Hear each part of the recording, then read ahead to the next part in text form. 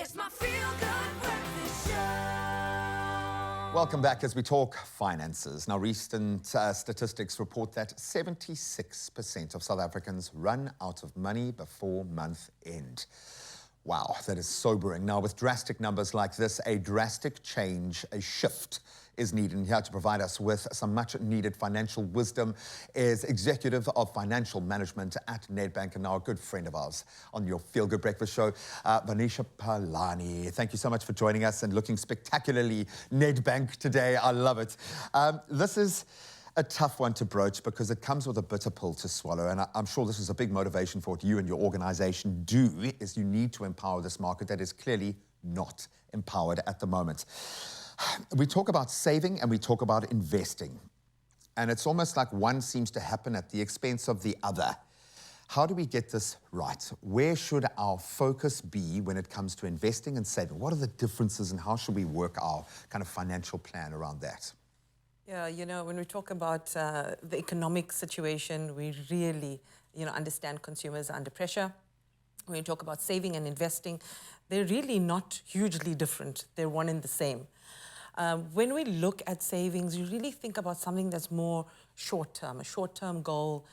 Investing is considered more long-term goal. Both, you'd consider in terms of having a diversified portfolio and doing both.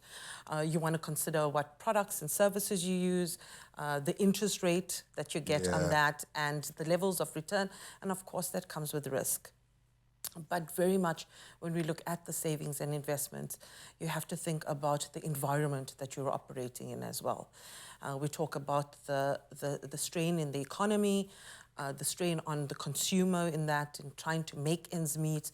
So your savings and investing really has to be quite a personal thing for you and based on your individual situation. It's got to be able to fly. Absolutely. Great idea, great notion, that's cool, but it can also reinforce the negative if you don't get it right. And there's something that will break you down if you're constantly not or falling short from that goal. But that being said, I think a lot of people are like, I'm nowhere near investing or saving because I'm not getting through the month. I don't have enough to be able to make it work. What advice do you have? Because you have to do it in your own life. It's not like just within your job you're thinking a lot about this, but everybody right now is feeling the pressure. How do we make the little that we have extend to the end of the month?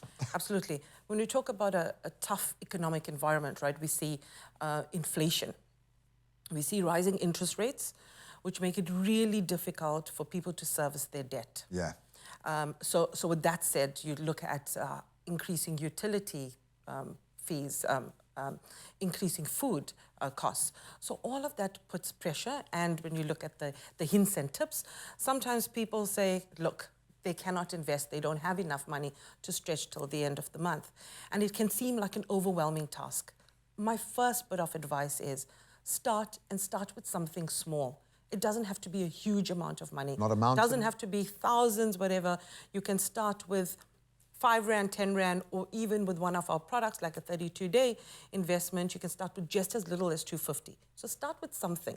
Now that comes with being able to budget, understanding where you can start. You need to really have a budget.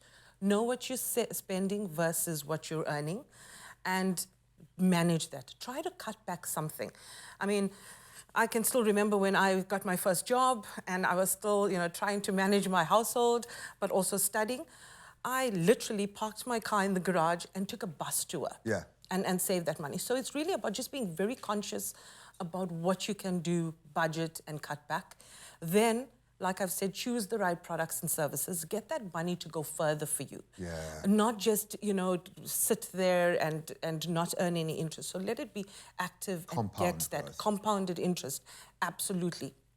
Then, of course, we say, as that money is working harder for you, how do you start saving and in other things that you do? So your day-to-day banking can be, savings. We've just launched the My Goals product set, which you can really get great transactional products for 0 monthly maintenance fee and really value for day-to-day things you're doing. Stuff you need, yeah, for sure. Absolutely, stuff you need. So there are definitely some simple things that you can do. I love the fact that it does start with getting real, and that's where the budget is. Please don't go anywhere. We've got many, many more questions to ask as we do a deep dive into the economic state that most South Africans, 3 out of 4 in fact, are living right now. There is not enough to go around, but there are ways that you can push back. It's never too late to start saving, even if it's just a small amount, and with enough discipline and dedication, every cent saved is a step towards financial freedom. So stay with us, because Venetia ain't going nowhere. We're going to take a look at some of those savings vehicles that might fit your season of life. And just because you're entering into a new, older season of life doesn't mean that there isn't an account or a vehicle that is ideal for your phase of life. Stick around.